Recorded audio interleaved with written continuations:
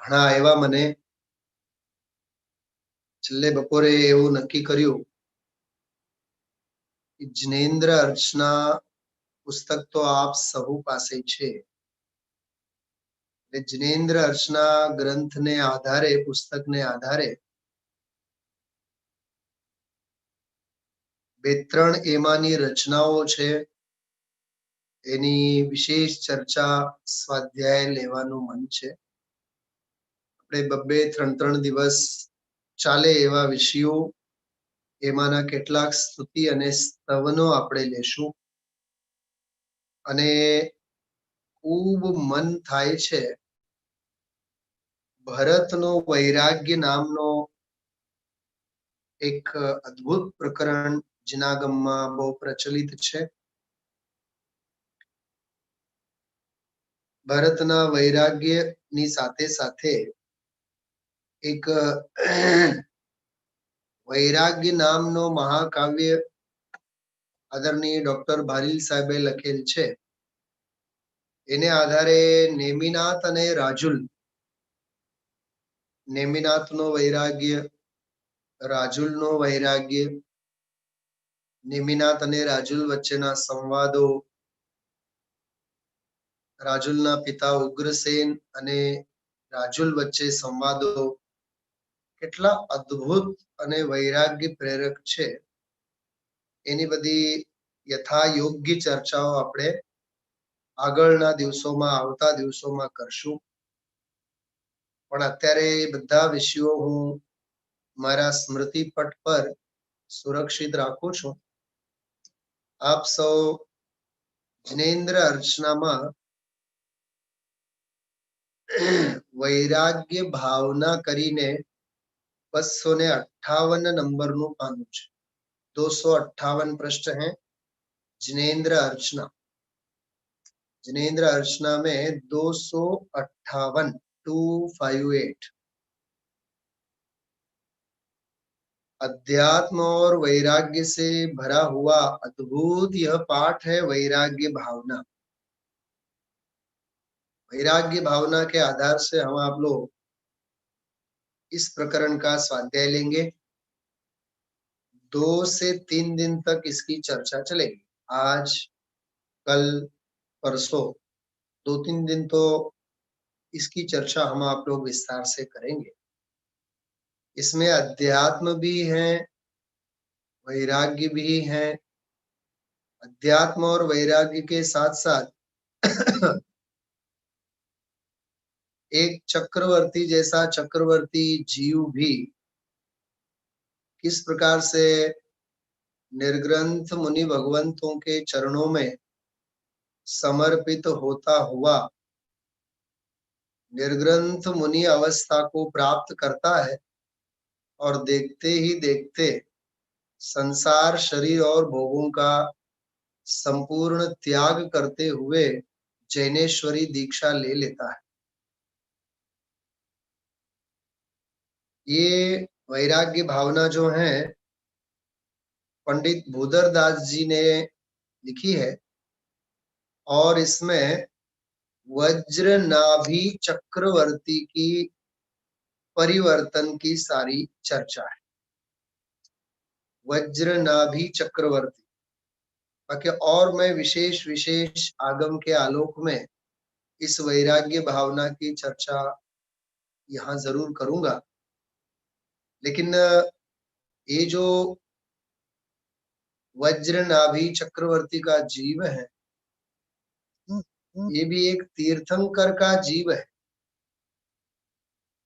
और तीर्थंकर का जीव वज्र नाभि चक्रवर्ती अपने आप में बहुत वैराग्य से भरा हुआ और पूर्व के भव के ज्ञान और वैराग्य से संस्कार संपन्न ऐसा जीव है. तो हम आप लोगों के लिए इनका जीवन अत्यंत प्रेरणादायी है, अत्यंत प्रेरक जीवन है और हम आप लोगों को वैराग्य के दिशा निर्देश करने वाला यह पाठ है. यहाँ के लोग राजकोट के जो हैं वे जानते हैं, मैंने कई बार इसका 2-2 दिन तक यहाँ स्वाध्याय भी लिया है। इससे पहले बार बार मन करता है कि इसकी चर्चा हम आप लोग करें। जैसे मैंने अभी कहा, कुछ और भी इसमें जैसे मेरी भावना है, महावीर अष्टक स्तोत्र है, इन सब के ऊपर हम आप लोग चर्चा स्वाध्याय क्रमशः आगे लेंगे। और नेमिनाथ और राजुल का वैराग्य है, भरत का वैराग्य है, ये सब प्रथमान योग की शैली में महापुरुषों के जीवन चरित्र को समझाने वाले सारे प्रकरण हैं। आप इसमें देख सकते हैं सारे काव्य हैं। वैराग्य भावना काव्यमयी शैली में लिखी हुई रचना है, बराबर। लेकिन कथा कथा में भी बहुत फर्क है। पद्म पुराण, हरिवंश पुराण, महावीर पुराण, शांतिनाथ पुराण, आदि पुराण इत्यादि जब अपन लोग पुराण ग्रंथ पढ़ते हैं, उनमें तो गद्य के रूप में, स्टोरी के रूप में हजारों पृष्ठों में वहां वो कहानी लिखी होती है। जैसे पद्म पुराण की बात करें हम आप लोग, तो पद्म पुराण में रविसेन आचार्य ने रामचंद्र जी का जीवन चरित्र लिखा। सारी रामायण की, जैन रामायण की कथा यदि हमें समझनी होवे तो हमें पद्म पुराण का स्वाध्याय करना चाहिए, बरोबर। पद्म पुराण का विशेष स्वाध्याय करना चाहिए। लेकिन जब हम आप लोग आदि पुराण पढ़ते हैं, तो आदि पुराण में भगवान आदिनाथ भगवान के जीवन चरित्र के बारे में सारा वर्णन है। महावीर पुराण पढ़ते हैं तो महावीर पुराण का सारा उसमें प्रकरण आता है। शांतिनाथ पुराण पढ़े तो उसमें समग्र शांतिनाथ भगवान का जीवन चरित्र आता है। हरिवंश पुराण पढ़े तो हरिवंश पुराण में कौरव और पांडवों की सारी कथा, बराबर। हरिवंश कौरव और पांडवों की कथा, मतलब जैन महाभारत के बारे में पढ़ना होवे तो हरिवंश पुराण, और जैन रामायण के बारे में पढ़ना होवे तो पद्म पुराण। ऐसे हजारों ग्रंथ प्रथमान योग के अपने दिगंबर जैन समाज में देखे जाते हैं। लेकिन वहां एक एक कथा प्रसंगों को 100, 200, 300, 400, 500 पृष्ठों में लिखा होता है। हम जब गुरुकुल में पढ़ते थे, तब जब इन कहानियों की चर्चा चलती थी, तो हमारे गुरुजी बहुत कहा करते थे हम लोगों को इसके बारे में। जैसे पद्म पुराण, हरिवंश पुराण तो पूरे के पूरे हजारों पृष्ठ में लिखे हुए हैं। 40-40, 60-60 तो उनमें पर्व है। पर्व पर्व मतलब अध्याय है अलग अलग। जो भी आप लोगों ने व्यक्तिगत पढ़ा हो, आपको ख्याल हो, प्राचीन जो पद्म पुराण है, हरिवंश पुराण, इतने बड़े बड़े, इसमें 50 पर्व, 60 पर्व, ऐसे ऐसे पर्वों के विस्तार, पर्वों में मतलब अधिकारों में उनकी विशेष सभी चर्चा आती। एक एक अधिकार में बहुत लंबी लंबी लंबी लंबी चर्चा।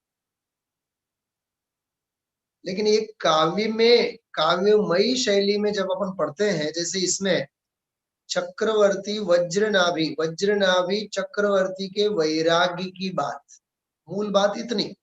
लेकिन 2-3 पेज में, 2-3 पृष्ठ में एक चक्रवर्ती शिकार करने जंगल में जाता है, मुनिराजों के दर्शन होते हैं और वहीं सम्यक्त की प्राप्ति होती है, और दीक्षा लेकर के वह जीव चला जाता है, अपनी साधना करता है।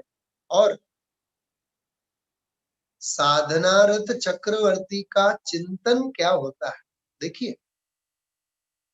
किसी की चिंता हम आप लोगों को बर्बाद करती है, लेकिन महापुरुषों का चिंतन हम आप लोगों का आत्म कल्याण करती है। क्या कहा मैंने?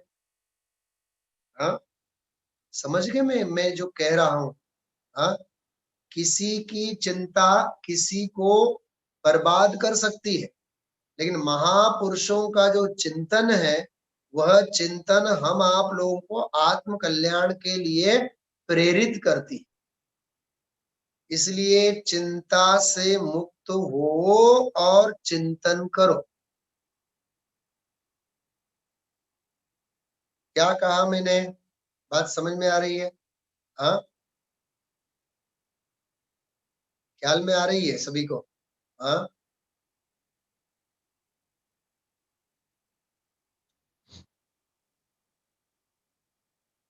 बहुत समझने जैसी बातें हैं।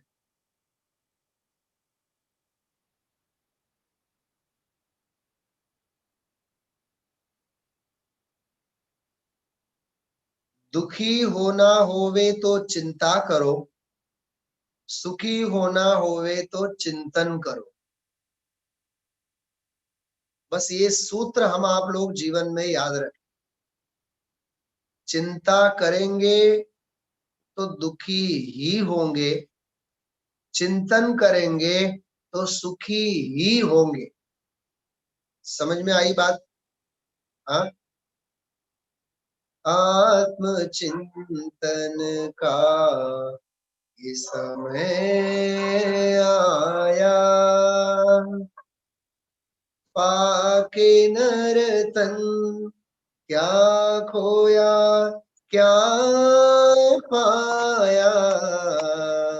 बस मूल बात इतनी है। आत्म चिंतन का अवसर है, चिंता का अवसर नहीं है। चिंता का काल नहीं है, चिंतन का काल है। चिंता करेंगे तो समय का दुरुपयोग होगा और चिंतन करेंगे तो समय का सदुपयोग होगा। क्या कहा? चिंता करते रहेंगे तो समय का दुरुपयोग नक्की है और चिंतन करेंगे तो समय का सदुपयोग नक्की है। अब क्या करना क्या नहीं करना वो अपने हाथ में है। हाँ, क्या होना क्या नहीं होना ये अपने हाथ में नहीं है। हाँ, कल तक हम आप लोग गुरुदेव श्री के व्याख्यान सुनते थे, आज से बंद हो गई, ये हमारे हाथ में है। हाँ, गुरुदेव श्री का मांगलिक सुनते थे। हाँ, बेन श्री का मांगलिक सुनते थे। हाँ, गुरुदेव श्री के व्याख्यान सुनते थे। बोलो, क्या है हमारे हाथ में? गगन मंडल में गौवा वियाणी, वसुधा दूध जमाया, माखन था सो विरला पाया, विरला था सो माखन पाया, जगत छाछ भरमाया। हाँ, सारा जगत तो छाछ के पीछे पागल होता है, होने दो, हमें उससे कोई लेना देना नहीं। हाँ, ऐसी बात है, बहुत अद्भुत बात है भाई। सहज रहो, सहज रहो, सहज रहो, शांति का वेदन करो। हे कर्म उदय, हे संग उदय, अब आप शांत हो, मैं मेरे स्वरूप में लीन हो रहा हूँ। बस महापुरुषों के इसी चिंतन की धारा हमें अपनानी चाहिए। हाँ, ये वज्रनाभि चक्रवर्ती ने ऐसा किया, वज्रनाभि चक्रवर्ती ने ऐसा किया। आपको आज कल और परसों 3 दिन के ही स्वाध्याय में सारा रहस्य आपके सामने खुलेगा कि पात्रता होती है तो चक्रवर्ती के भी वस्त्र उतरते देर नहीं लगती। उपादान की शक्ति जगती है, पात्रता जगती है, तो चक्रवर्ती जैसे चक्रवर्ती को भी 6 खंड को छोड़ने में पल भर नहीं लगता है। अभी कुछ दिन के व्याख्यान में ही हम आप लोगों ने गुरुदेव श्री के श्रीमुख से सुना था, एक समय पहले विषय भोग के परिणाम हुए हो, एक समय पहले लड़ाई के मैदान में हो, हाँ, और दूसरे ही समय ध्यान में आता है और अंदर में अवधि मन परे ज्ञान होकर के अंतर्मुख में केवल ज्ञान की प्राप्ति हो जाती। हाँ, करने वाला पल भर में कर लेता है, देखने वाली दुनिया पागल होकर के देखती रह जाती है। हाँ, वीतरागता में जिसका निवास है वह धन्य है। राग कषाय भाव में जो रहा करता है उस जैसा कोई कम नसीब नहीं है, वो दुर्भाग्यशाली है। अभी जैसे प्रातः काल के तत्व सार ग्रंथ में भी कल भी हम आप लोगों ने चर्चा की, परसों भी चर्चा की। हाँ, तू मंदिर तक आया, तू मुनि भी बन गया, हाँ, तो निर्ग्रंथ अवस्था तूने धारण की, लेकिन जिस स्वरूप का ध्यान करना चाहिए वो स्वरूप का ध्यान तूने नहीं किया। हाँ, करना चाहिए वो नहीं किया, नहीं करने लायक सब कुछ किया। अपने घरों में सुनो ध्यान से, जैसे बिग बाजार वगैरह जो ये शॉपिंग की जो स्टाइल है ना पश्चिमी सभ्यता की, मालूम है आप लोगों ने साइकोलॉजिस्ट लोगों ने क्या स्टडी की है? ये जो शॉपिंग सिस्टम क्रिएट हुआ है बिग बिग बाजार जैसे, पहले कैसा था? गली में एक आध किराना दुकान होता था, बराबर, एक आध छोटी सी किराना दुकान होवे, और तेल लेने के लिए, शक्कर लेने के लिए, चावल लेने के लिए समय निकाल के बाजार में जाना पड़ता था। आप लोगों ने तो देखा ही होगा कि जैसे हम जिस गांव में रहा करते थे वहां सप्ताह में एक बार बाजार भरता था। हाँ, उसी दिन लोग जाएंगे, उसी दिन सब खरीद के लेके आएंगे 8 दिन का। हाँ, जैसे हम जहाँ रहते थे वहां गुरुवार को बाजार भरता था, तो बुधवार को तो चाय पत्ती खत्म, चावल खत्म, शक्कर खत्म, बड़ी मुश्किल से बुधवार तक सारा होता था। फिर बाद में गुरुवार को जाके नया फिर खरीद के लेके आओ, फिर शुक्रवार से गृहस्थी का चक्र चलता। अब कैसा है? हाँ, साल भर के गेहूं घर में है, साल भर के तेल के डिब्बे हैं, शक्कर के डिब्बे हैं। बोलो, क्या भूख मिटी है हमारी? हाँ, कितनी भूख मिटी विचार करो। और ये शॉपिंग मॉल और शॉपिंग सिस्टम ने तो और हम आप लोगों को पायमाल कर दिया है। वो साइकोलॉजिस्ट की मैं बात कर रहा था आपको, बड़े बड़े साइकोलॉजिस्ट लोगों ने एक सिद्ध किया है, ये शॉपिंग मॉल वाले सिस्टम से घर में अप्रयोजनभूत वस्तुओं की खरीदी बढ़ गई, जिसकी हमें जरूरत ही नहीं, वो सारी वस्तु आ रही है जबरदस्ती घर में। पहले एक साबुन से काम चलता था, अब साल भर के साबुन घर में आ रहे हैं। मतलब आप इस बात को सोचो कि वो इसको बोलते हैं भोगोपभोग, भोक्तावाद। सुना है शब्द आप लोगों ने? इस समाज शास्त्र में शब्द आता है भोक्तावाद। एक शब्द सुना होगा उपभोक्तावाद। उपभोक्तावाद, ये उपभोक्तावाद इतना बढ़ गया है कि बेकार की वस्तुएं भी जो है, कभी जिस वस्तु के बारे में हम आप लोगों ने सुना नहीं, वो वस्तुएं अपने घर में आ रही है। जैसे मुझे आप बताओ, एयर फ्रेशनर के बारे में कभी हमने सुना था? एयर फ्रेशनर, अब बाथरूम में भी एयर फ्रेशनर चाहिए, कार गाड़ी में भी एयर फ्रेशनर चाहिए, बेडरूम में तो चाहिए ही चाहिए। वो क्या होता है, कूलर, कूलर, कूलर के लिए एयर फ्रेशनर अलग। हाँ, और ये वाला तो है ही एयर फ्रेशनर, वो तो है ही 50 जात का। हाँ, आप सोचो तो सही, जिस क्रिया में हिंसा होवे वह जैनी का आचरण ही नहीं है। क्या कहा मैंने? जिस क्रिया में हिंसाचार, हिंसाचार वह जैनी का आचरण ही नहीं है। बात समझ में आ रही है? हिंसाचार वह जैनी का आचरण नहीं है, ये बात बिल्कुल पक्का समझना। जिस आचरण में हिंसा होवे वह जैनाचार नहीं है। तो उपभोक्तावाद, विषय भोग सब बढ़ रहे हैं। हाँ, चक्रवर्तियों के पास से सीखने जैसा है, चक्रवर्तियों के पास से सीखो तो उनका वैराग्य सीखो।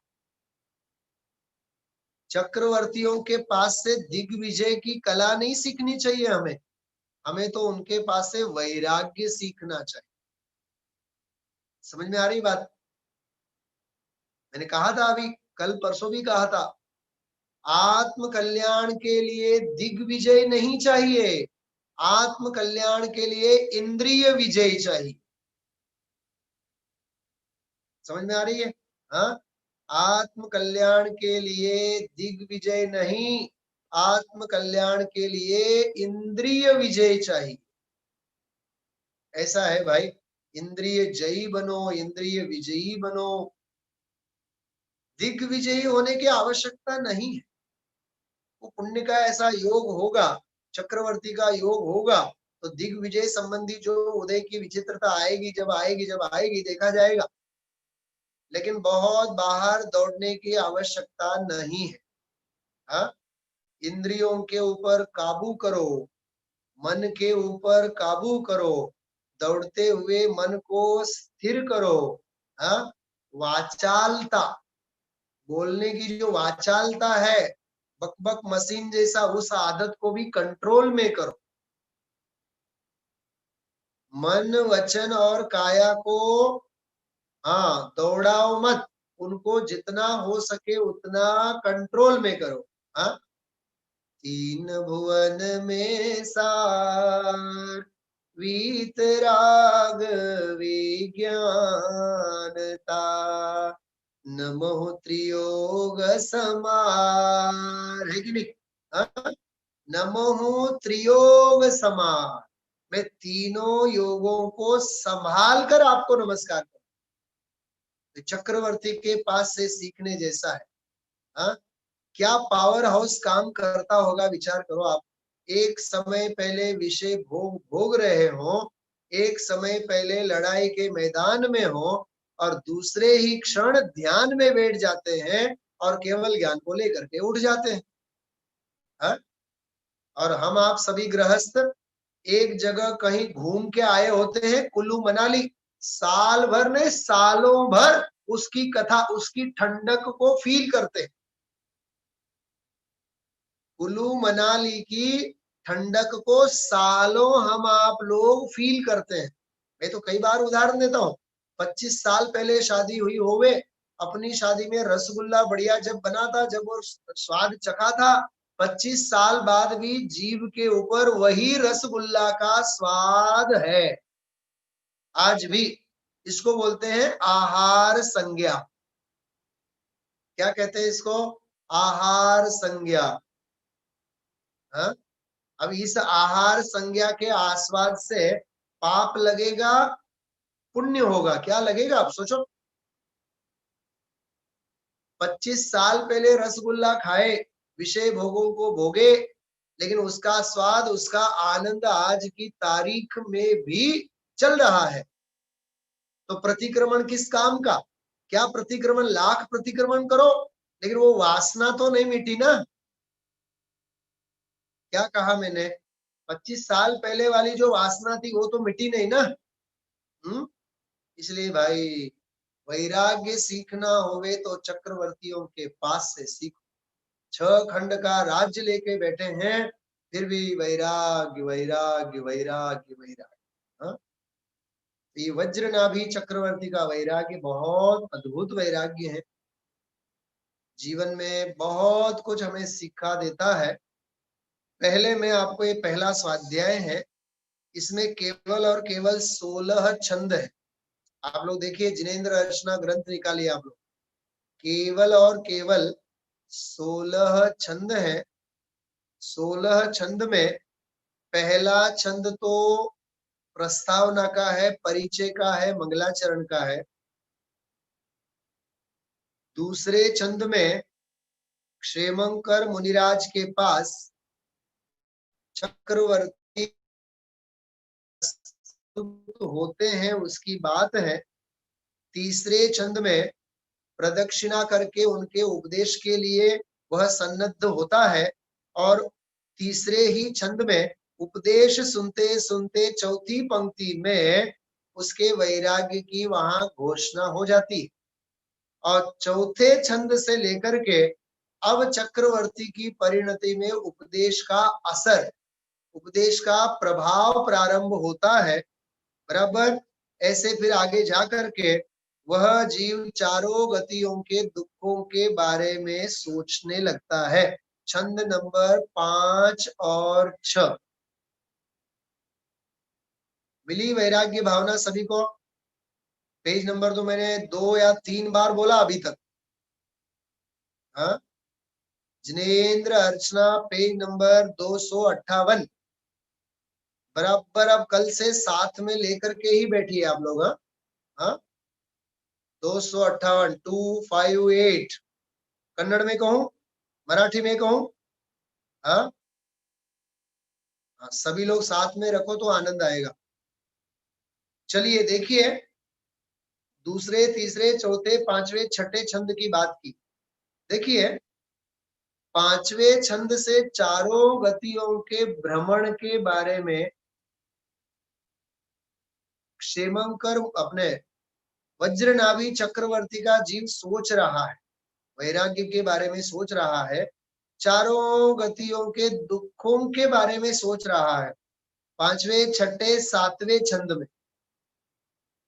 और आठवें छंद में तीर्थंकरों का उदाहरण लेकर के वह जीव सोचता है। क्या सोचता है पहले हम आप लोग उसकी बात करते हैं, बराबर। और फिर 9वें 10वें 11वें 12वें 13वें छंद तक 14वें छंद तक वैराग्य वैराग्य वैराग्य वैराग्य, चक्रवर्ती का वैराग्य दृढ़ होता है। और उसके बाद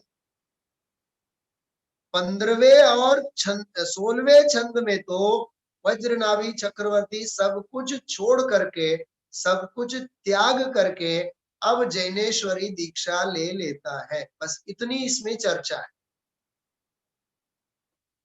कहूं फिर एक बार, अब मैं छंद के अनुसार नहीं कहूंगा, मूल स्टोरी आपको कहता हूं।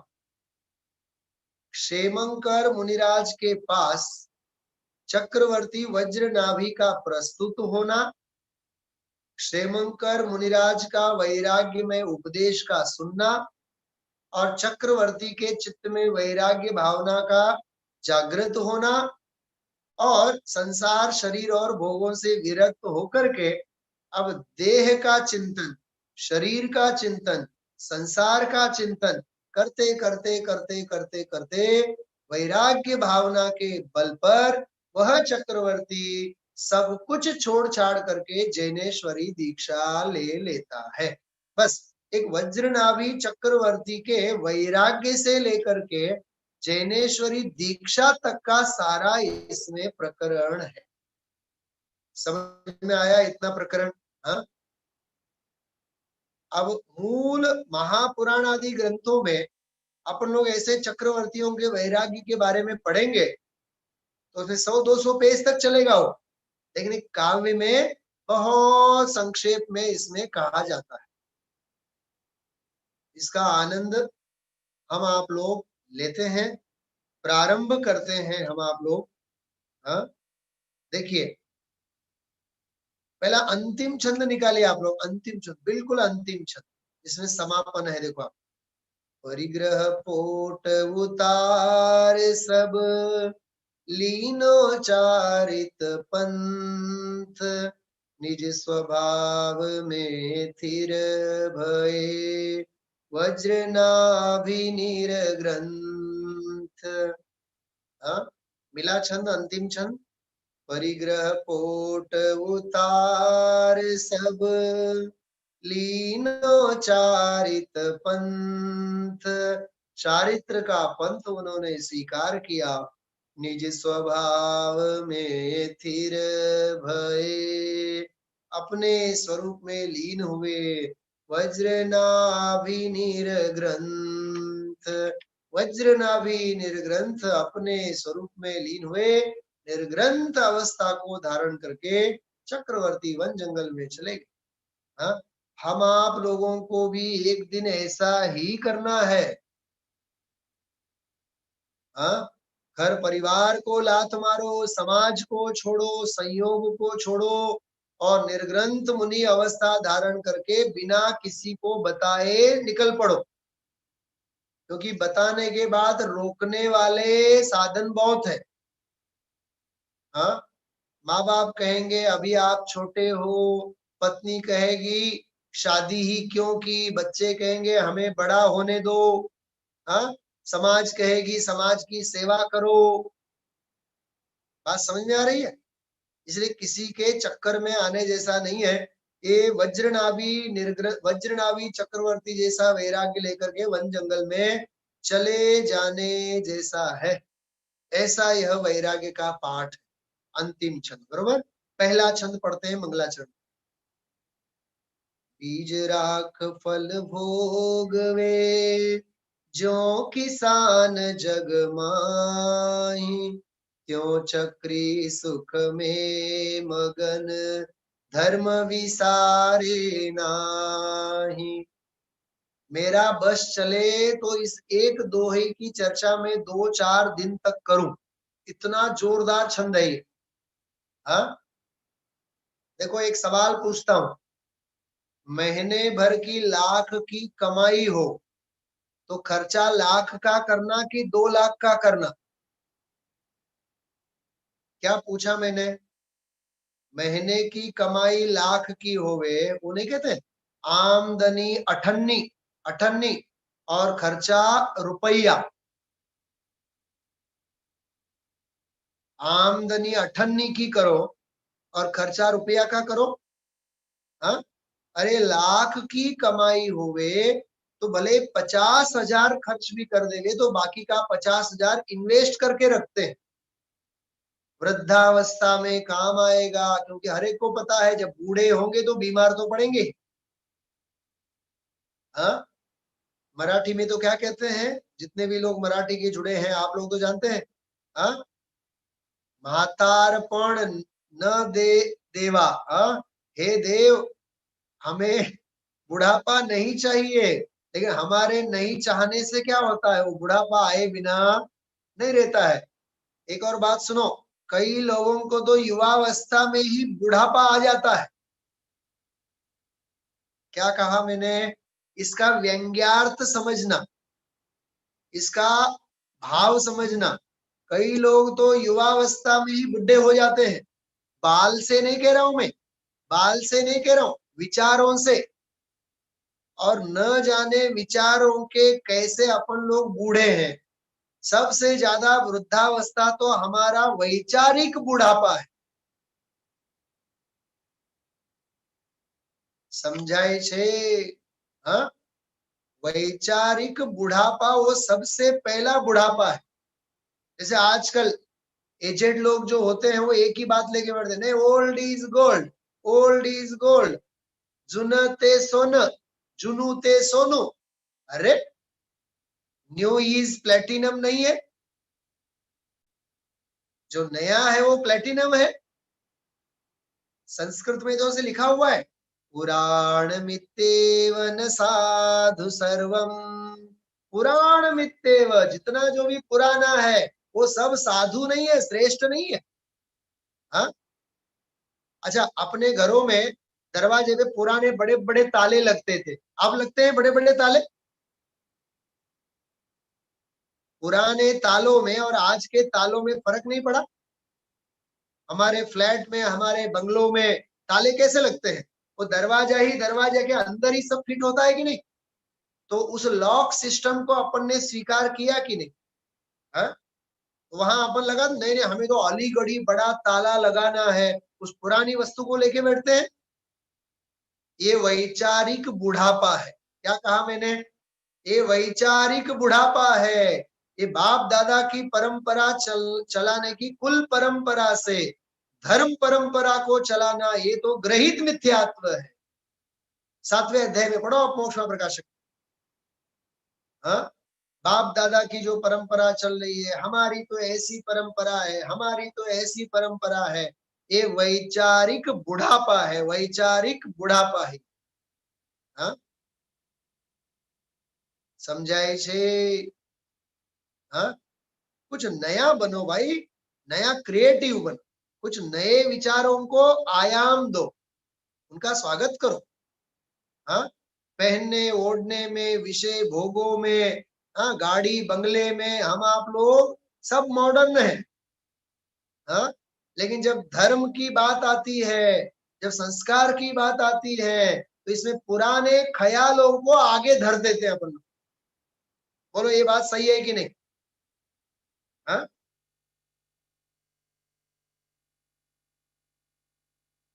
बंबई में जो फैशन आ जाता है वो दूसरे ही दिन अपने राजकोट में फैशन आ जाता है। हाँ, अरे जो अमेरिका में नया फैशन आ गया, नई हेयर स्टाइल आ गई, बंबई में आए चाहे नहीं आए, लेकिन हिंदुस्तान के छोटे मोटे गांवों तक वो फैशन पहुंच जाती है। भाई, देह की क्रिया को तो तू कितना जल्दी अपनाता है, हाँ? और आत्म कल्याण की नई पद्धति को क्यों नहीं अपनाता है?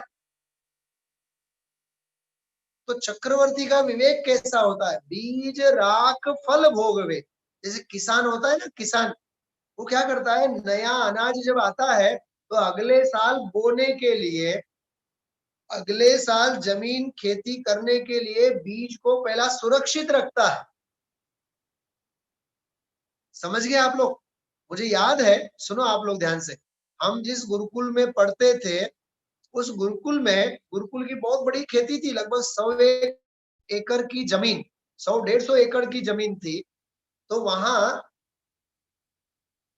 इसमें गुरुकुल में सभी बच्चों को वो होता है ना, जो मूंगफली होती है, मूंगफली, मूंगफली साफ करने के लिए, मूंगफली फोड़ने के लिए कहा जाता था। तो मूंगफली की जो सिंग दाना होता है ना, सिंग दाना, उस सिंग दाना को बोरी में भर भर करके रखते थे सुरक्षित, क्योंकि वो बोने के काम आए, गुरुकुल के काम आए।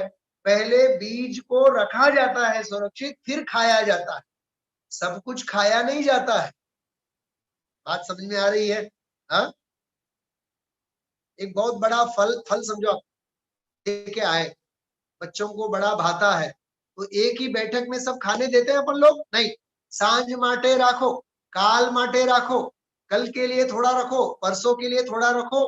देखो, बीज को रख करके भोगने की बात है। ऐसे ही चक्रवर्ती भी किसान की तरह पहले बीज को सुरक्षित रखता है, और किसान की तरह वह भी जगत में अपने 5 इंद्रिय के विषयों को भोगता है। तो किसी गजब की बात। अरे अपने आत्म कल्याण के लिए, आत्महित के लिए चक्रवर्ती वैराग्य और तत्व ज्ञान को बीज के रूप में रखता है, फिर उदयादिन जो स्थिति बनती है उनको वो भोगा करता है। बीज को उड़ा देने जैसा नहीं है, हमें हमेशा बीज को सुरक्षित रखना चाहिए। बराबर? क्यों चक्री सुख में मगन, उसी प्रकार चक्रवर्ती भी सुख में मग्न होता है, विषयों को भोगता है, भान नहीं भूलता है, उसके लिए तत्व ज्ञान को सुरक्षित रखता है। हाँ, अरे इसमें से बहुत सारी चरणान योग की बातें निकलती है, मैं आपको कल परसों करूंगा इसकी बात। हाँ, खाना पीना जब भी करना होवे तो चरणान योग की मर्यादा रखनी चाहिए कि नहीं अपने को? बोलो। हाँ, सब्जी वब्जी सुधारते हैं तो उसमें विवेक चाहिए कि नहीं? हाँ, तो तत्व ज्ञान के बीज को सुरक्षित रख के ही हमें हमेशा अपनी भूमिका के अनुसार कार्य करने चाहिए। अविवेक से कभी भी कोई भी कार्य नहीं करना चाहिए। समझ गए? ये इसका भाव है। धर्म विसारे नाही, धर्म को कभी भी चक्रवर्ती भूला नहीं करते, न्याय नीति को चक्रवर्ती कभी भी भूला नहीं करते। इस प्रकार से इस छोटे से छंद के माध्यम से हम आप लोगों ने प्रारंभिक चर्चा की है, पूरे छंदों में आया हुआ विषय उसकी चर्चा की है। चक्रवर्ती अपने जीवन में किस प्रकार 6 खंड का राज्य भोगता है, फिर भी उस जैसा वैरागी कोई नहीं होता है, उसके आधार से अपन ने बात की है। और आगामी दिनों में भी हम आप लोग कौन कौन से प्रकरण विषय लेंगे उसकी भी मैंने चर्चा की है। समय हो गया है, मैं विराम लेता हूँ, फिर मिलेंगे हम आप लोग। जावाणी के ज्ञान ते सूझे लो कालो, सोवाणी मस्तक नमो सदा देत होड़ो। बोले दाल श्यामी जिनवाणी माता की जय हो। बोले परमोपकारी सदगुरुदेव की जय हो।